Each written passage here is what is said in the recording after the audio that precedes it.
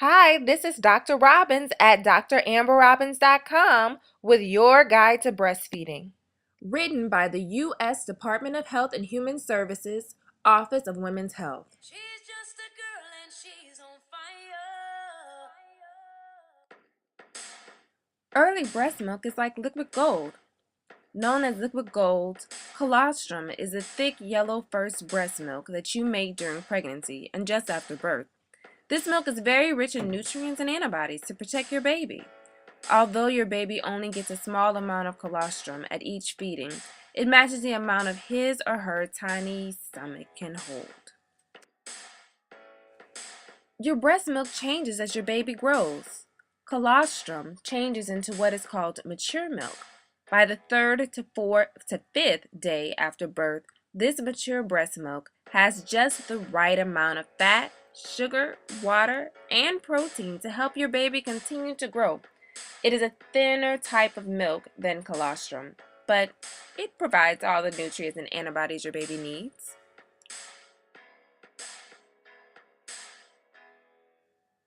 Breast milk is easier to digest.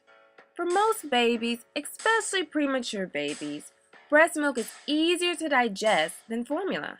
The proteins in formula are made from cow's milk, and it takes time for baby's stomach to adjust to digesting that. Breast milk fights disease. The cells, hormones, and antibodies in breast milk protect babies from illness. This protection is unique. Formula cannot match the chemical makeup of human breast milk. In fact, among formula-fed babies, ear infections and diarrhea are more common.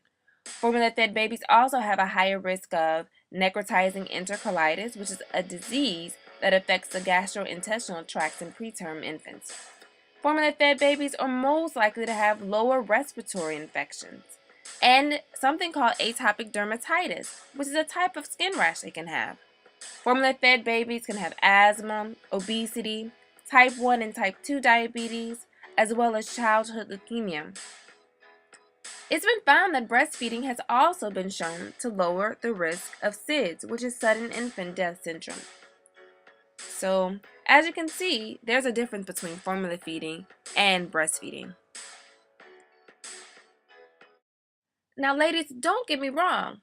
There are rare cases in which formula may be a necessary alternative. Very rarely, babies are born unable to tolerate milk of any kind. These babies must have soy formula. Formula may also be needed if the mother has certain health conditions and she does not have access to donor breast milk. So we'll discover this and we'll talk about these things in some later videos.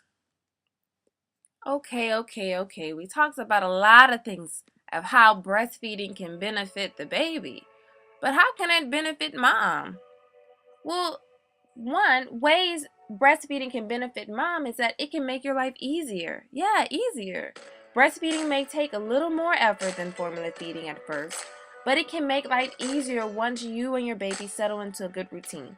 When you breastfeed, there are no bottles and nipples to sterilize. You do not have to buy, measure, and mix formula, and there are no bottles to warm in the middle of the night. Sounds good, right? Number 2, breastfeeding can save money.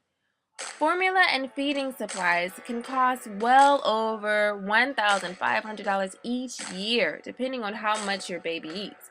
Breastfed babies are also sick less often, which can lower health care costs. Number 3, breastfeeding can feel great. Yeah, it can feel great. I'm not joking. Physical contact is important to newborns. It can help them feel more secure, warm, and comforted. Mothers can benefit from this closeness as well. Breastfeeding requires a mother to take some quiet, relaxed time to bond. The skin-to-skin contact can boost the mother's oxytocin levels. Oxytocin is a hormone that helps milk flow and can calm mom down. Number 4, breastfeeding can be good for mother's health too. Breastfeeding is linked to a lower risk of these health problems in women. It's a lower risk of type 2 diabetes, breast cancer, ovarian cancer, and postpartum depression.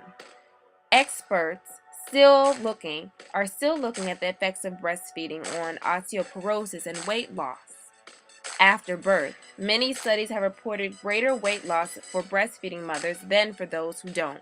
But more research is needed to understand if a strong link exists. And number 5, nursing mothers miss less work or school. Breastfeeding mothers miss fewer days from work because their infants are sick less often. So it's something you should consider, something you should think about, something we'll talk more about, of course. So these were the tidbits for the day, and I hope you enjoyed them and enjoyed the video and had fun with the things that we did here. So have a great day and tune back in to your breastfeeding guide. Thanks. Bye.